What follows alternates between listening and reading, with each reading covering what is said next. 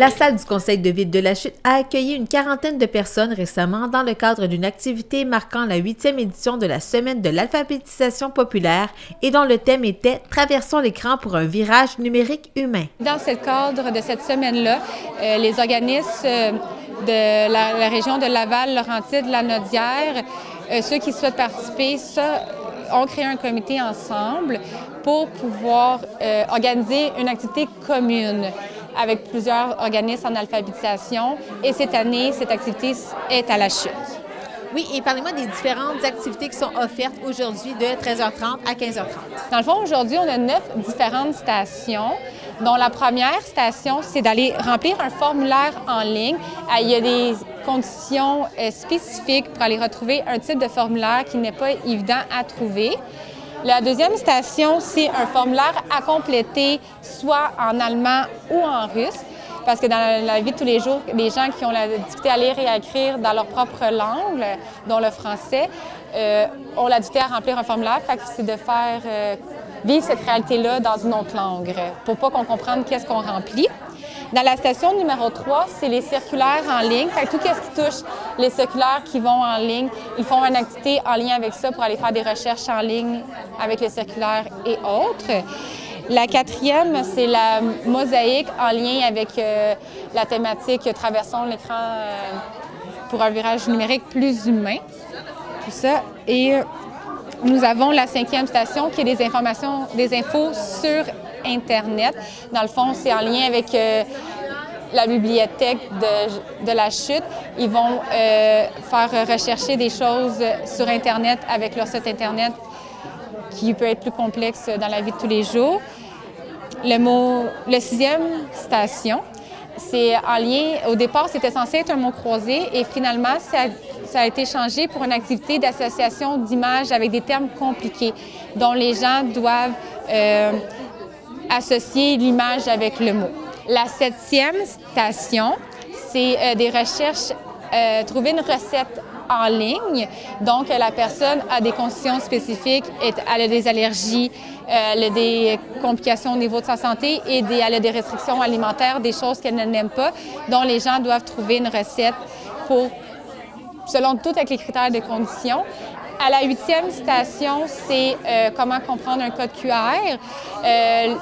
En lien, c'est dans le fond de trouver comment fonctionne un code QR et nous l'expliquons avec notre livre de recettes Saveur Bonne Humeur, tout ça. Et la dernière station, qui est la déclaration du RGPAC qui a été lancée le 8 avril dernier. Le RGPAC signifie le regroupement des groupes populaires en alphabétisation du Québec et est à l'origine de la Semaine de l'alphabétisation populaire.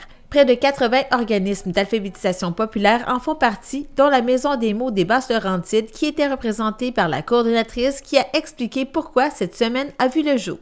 Au départ, c'est vraiment pour rendre visible l'alphabétisation populaire et rendre visible aussi qu'aujourd'hui au Québec, il y a encore des personnes peu alphabétisées ou analphabètes.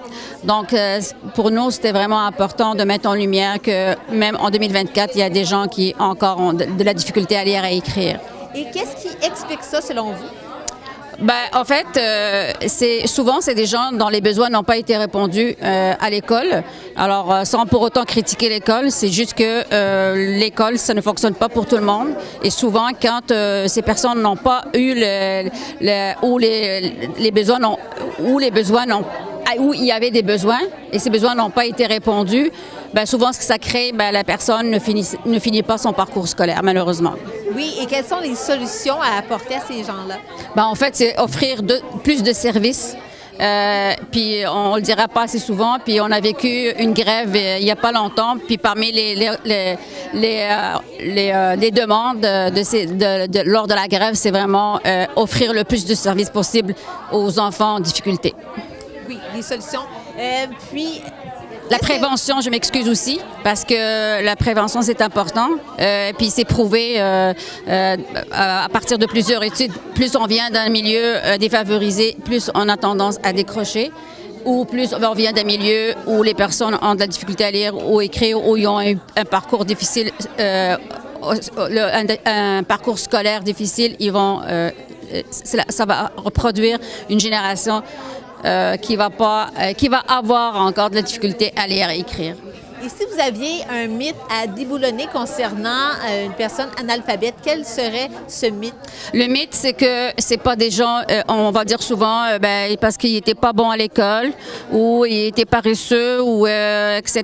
Donc, on entend souvent des préjugés de la sorte. C'est pas vrai. C'est des gens qui sont extraordinaires, qui sont intelligents. Sauf que, comme j'ai dit, c'est leur parcours scolaire qui a été un peu difficile parce que les besoins n'ont pas été répondus. Alors, si on avait répondu à ces besoins-là, il n'y aurait pas aujourd'hui cette difficulté au niveau de la lecture et d'écriture. Il y a une personne sur 5 qui ont la difficulté à lire et à écrire, qui donne à peu près environ 53 à 56 de la population. Mais on va en trouver, il y a des gens qui sont travailleurs, il y a des gens qui réussissent à trouver une autonomie pour quand même bien fonctionner. Et il y a un 19 de la population que pour eux, c'est beaucoup plus difficile, qui ont besoin d'aide parce qu'ils ont la difficulté à être autonomes au quotidien dans différentes sphères de leur vie. Oui, parlons des conséquences ou de l'impact de ne pas savoir lire et écrire en 2024. Bien, c'est sûr que c'est difficile parce qu'il y a beaucoup de choses qui sont faites en ligne ou en des formulaires, tout.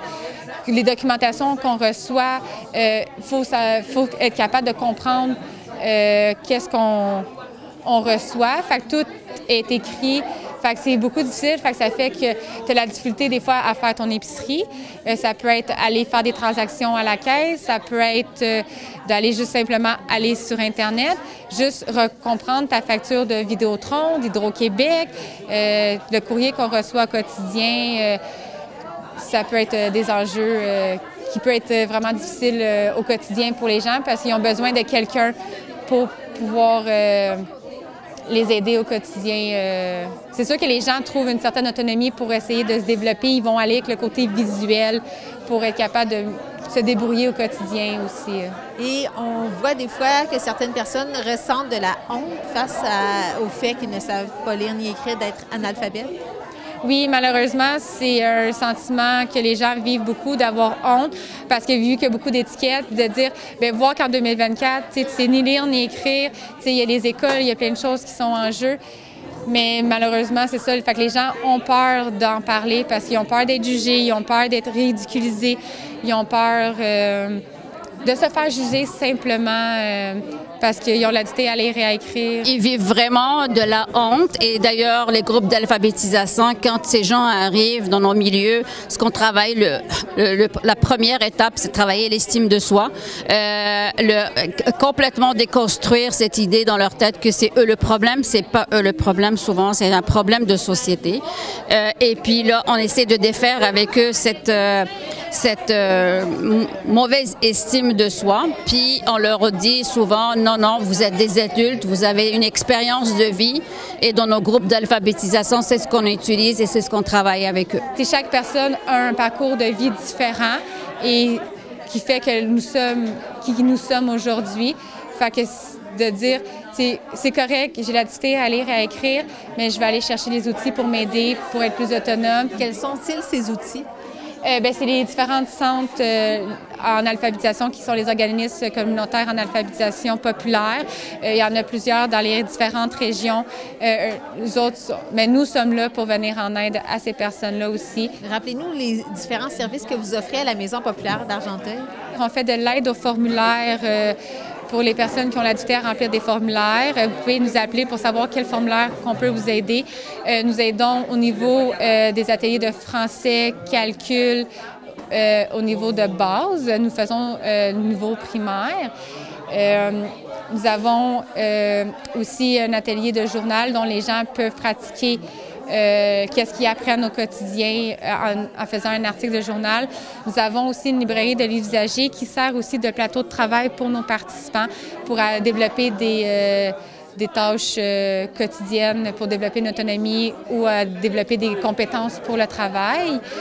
Nous avons aussi d'aider les gens qui ont la difficulté à parler français, mais qui sont peu alphabétisés dans leur langue première aussi, de pratiquer la conversation de base seulement. C'est seulement de la conversation que nous pratiquons pour les aider le temps qu'il y ait d'autres services pour pouvoir apprendre le français écrit et tout ça. Parlez-moi aussi de la pétition. Vous invitez des gens à signer une pétition aujourd'hui. Oui, le 8, lundi, en fait, de cette semaine, il y a eu le lancement de la pétition, du décret de notre regroupement, et c'est 77 groupes membres, et avec l'aide de ses alliés qui sont, je nomme l'Association québécoise de défense des droits des personnes retraités et pré-retraités, le collectif pour un Québec sans pauvreté, le Front commun des personnes assistées sociales et la Fédération des mouvements Personnes d'abord du Québec.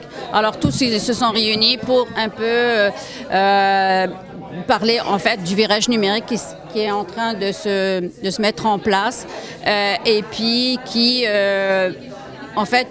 représente des défis énormes pour des personnes peu alphabétisées ou en situation de pauvreté.